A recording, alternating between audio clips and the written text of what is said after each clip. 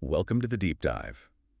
Today we're plunging into something pretty unsettling when you think about it. Mm. What if the very tools designed to protect us online, in the digital world, could actually be turned against us? And not by the usual suspects, not by hackers in the dark corners of the web. Exactly. But by the system itself? That's the core of the story we're digging into today. It's about Alberto Daniel Hill, a well-known computer security expert from Uruguay. A really compelling, complex story. Yeah, it's got layers. So our mission for you today is basically a shortcut. We want to help you understand this whole saga it pulls together, like cyber law complexities, but also just incredible human resilience. And a truly shocking journey from being wrongly accused to, well, becoming this unlikely catalyst for huge change in his country. We're going to unpack some surprising facts, definitely some profound insights into how, one person just sticking to their guns can actually reshape justice. That's quite something. So let's get into it. The story really kicks off dramatically. September 9th, 2017. Interpol shows up at Alberto's door. Yeah, arrest warrant, search warrant, the whole 9 yards, accusing him of a crime he absolutely did not commit. Okay, but to really grasp how wrong this was, we need the backstory, right? Mm-hmm. Who is Alberto Hill? Right, so he's not some random guy. He's a computer engineer deep in cybersecurity for over 20 years. We're talking computer forensics, ethical hacking, consulting the works. Highly respected. Okay. And his connection to the medical provider system that got him into trouble, it started way back October 2014. Really simple thing, actually. His ex-girlfriend asked him to help her set up a medical appointment online. Just helping out. Exactly. And while doing that, he stumbles onto this massive vulnerability in their system. Massive. Yeah. How bad are we talking? Shockingly bad. It was default credentials, username admin, password admin. No way. Seriously. Seriously, just like that. Full administrator access. Yeah. Everything over 200,000 sensitive medical records. Wow. Okay, so what does he do? He's an ethical hacker, right? Precisely. So he does exactly what you'd expect, what he's professionally obligated to do. He immediately reports it, contacts his country's CERT, that's the Computer Emergency Response Team, the official government body for this stuff. Right. They confirmed his report, gave him a ticket number, thanked him. He figured, okay, problem reported, it'll get fixed. So he did the right thing. Case closed, you'd think. Yeah. But not quite. Not even close. A year later, 2015, he finds another critical vulnerability in the exact same system. You're kidding. Yeah. After he reported the first one. Yep. This time, it was something called an insecure direct object reference. What? Basically, by just changing a little bit of the website address, the URL, Yeah. he could browse through all 200,000 records, no password, no login, nothing needed, just wide open. That's terrifyingly insecure. So he reported that one too. Immediately, back to CERT, another ticket number. And look, this wasn't a one-off for him. In 2016, he reported serious issues in Paraguay's stock exchange. On the website of a top global cybersecurity organization, even found flaws in a major health insurance company back in Uruguay. So there's a clear pattern here. Yeah. He finds problems, he reports problems, he's trying to help. Absolutely. A consistent pattern of ethical, helpful conduct. He's one of the good guys, unequivocally. Which makes what happened next even more jarring. Fast forward back to September 9th, 2017, his arrest. He said he was just completely lost, confused. Yeah, treated badly, asked these technical questions that apparently made zero sense. Like, they weren't even asking the right things about how things work. He couldn't even answer properly because the questions themselves were flawed. Exactly. It just shows this profound disconnect. And then, under all this pressure, an officer basically tells him, look, the best thing is just to confess. Confess to what? Confess to sending an email demanding crypto ransom, saying he'd released stolen information from that same medical provider, the one he'd tried to help secure. That's insane. But he panicked. He panicked. Disoriented, probably scared out of his mind. He confessed to something he didn't do. Oh, man. And it gets worse, doesn't it? His girlfriend. Yeah, she was arrested too. And Interpol told her that Alberto had confessed and, get this, implicated her as the mastermind. That's just cruel. A total betrayal designed to break them. Absolutely. And the legal process that followed was, well, a mess. The state lawyer he got just didn't grasp the tech side at all. So you couldn't properly defend him. Right. And the prosecutors were asking questions that were totally irrelevant to the actual alleged crime, just showed a complete lack of understanding. Compounding the injustice at every step. It escalated fast. September 11th, 2017, they tell him he's going to prison. He actually calls that his personal September 11th. His whole world just fell apart, felt like the end. Unimaginable. And he spent time in a holding cell first. 5 days in what they call a shale, a temporary cell, then transferred to an actual prison. And while he's in there, locked up, he finds out just how big this story has become outside. It was huge. He learned his arrest, got more newspaper coverage, more TV news time than the president of Uruguay resigning on the same day. More coverage than the president resigning.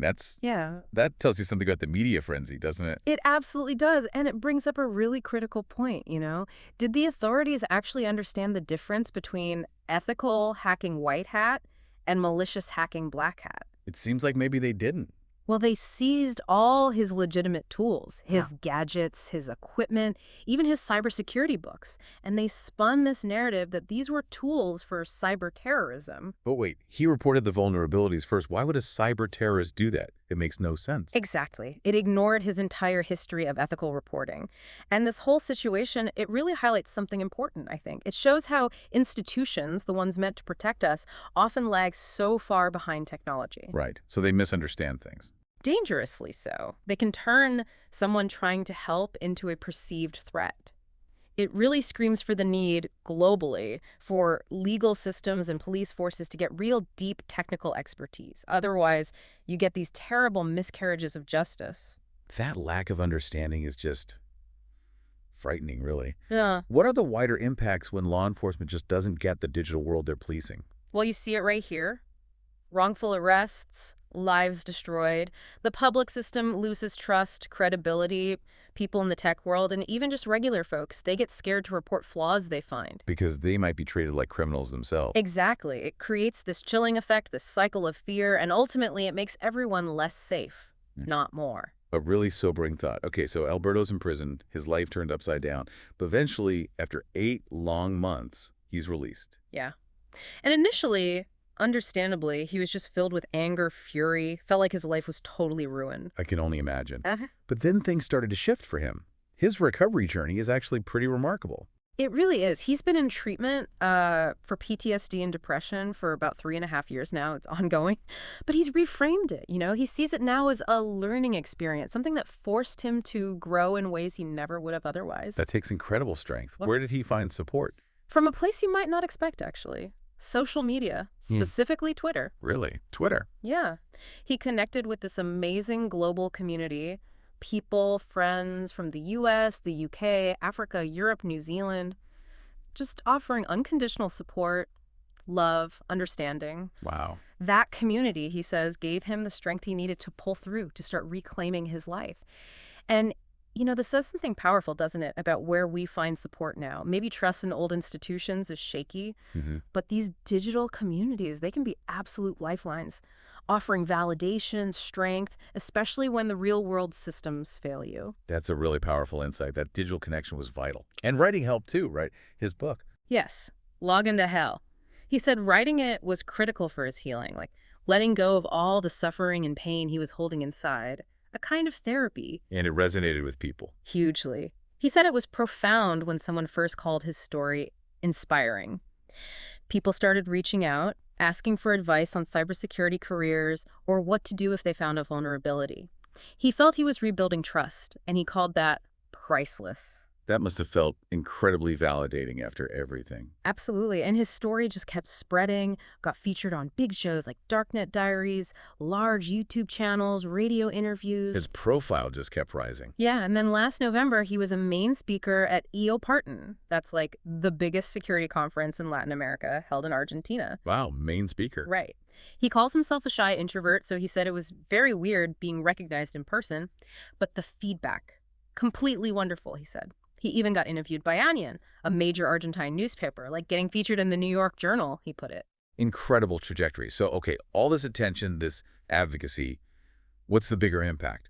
He wanted to change the system in Uruguay. Right. Right. But people told him that was impossible. Yeah, everyone said, you can't change the system here, it's impossible. Just this ingrained inertia. An impossible dream. Seemed like it. But then just recently, like a few days ago relative to when this all came out, he got this incredible news. A law firm contacted him.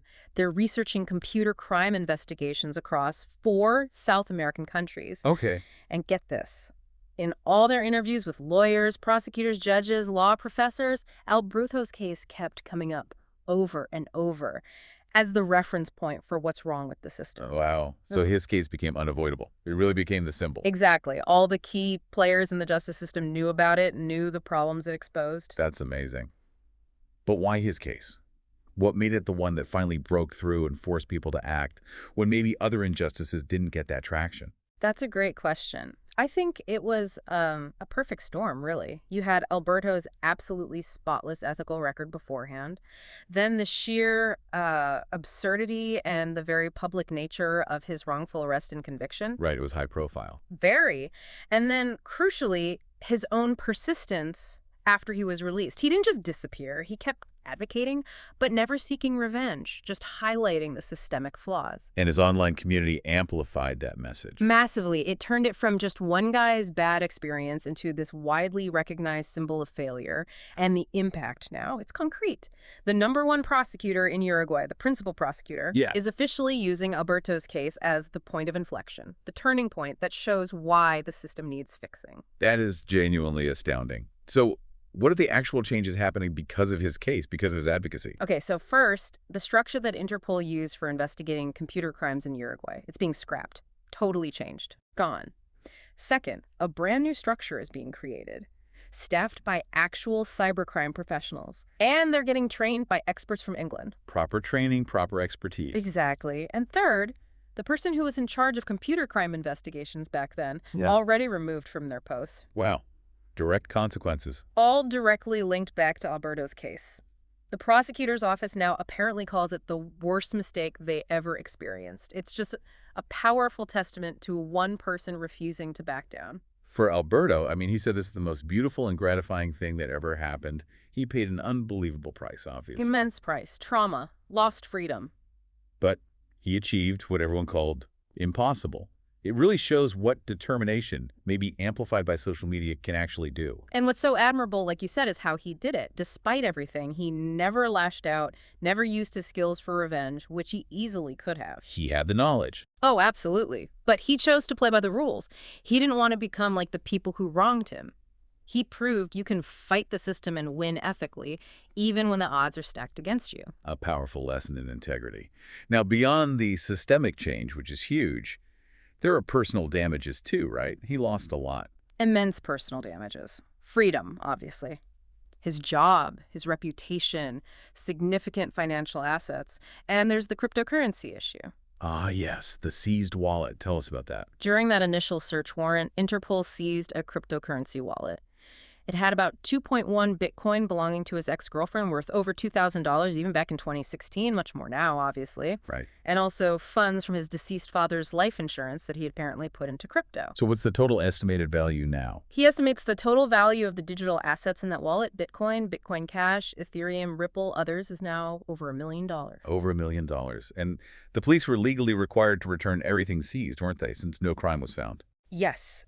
Legally obligated. Everything else was returned eventually.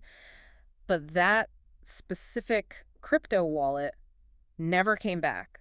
Conspicuously missing. So he's pursuing that now, legally. He is. He and his lawyer are taking civil action against the former director of Interpol for defamation, and they're pressing actual criminal charges against the specific Interpol personnel they believe were involved in the theft of the crypto during the search. That's going to be another long fight, I imagine. No doubt. It'll take time, but the wheels are in motion. And alongside that, he's updating his book, Log Into Hell. Yeah, working on a new edition. And this recent news, the systemic change, that's going to be the new core of the book. It transforms the narrative, you know. How so? From just a story of negativity, injustice, suffering, which the first edition certainly was, into what he now calls a fairy tale with a beautiful ending. A story of triumph. That's quite a shift. And he's releasing it in a really interesting way, too. Very modern. The new edition will first come out as an NFT, a non-fungible token. Buying the NFT gets you access to the actual printed book later, and your name gets included in the credits section of the book. Huh. Interesting model. And just a quick note for everyone listening, obviously this isn't financial advice about NFTs or anything. Right, just a unique publishing choice. So looking back at everything, Alberto says he's a different person now. Completely. He emphasizes the price was incredibly high, the scars are permanent, but he feels it was completely worth it. Worth it for the change he created. Yes, and for his own growth, despite the trauma. It gives him hope, he says, for a better world for the next generation. What an absolutely incredible journey we followed today, from, an ethical hacker just trying to do the right thing, Yeah, to being unjustly thrown in prison, facing immense trauma. to finding healing, finding his voice, and then becoming this driving force behind major reform in his country's justice system. It's truly a story of resilience. It really is. And if you want to learn more about Alberto and follow his ongoing story, you can find him on Twitter. His handle is @DanielHill. That's ADANIELHILL. And his book, Log Into Hell, is available now, with that updated fairy tale edition coming soon. Definitely worth checking out. So wrapping up this deep dive, Alberto's story, his unwavering commitment, it really leaves us with a powerful question, doesn't it? If one person, really armed with just persistence and integrity, can spark such profound systemic change against huge odds, what hidden power might be waiting inside your voice, waiting to challenge injustice, maybe in your own way, and shape a better future?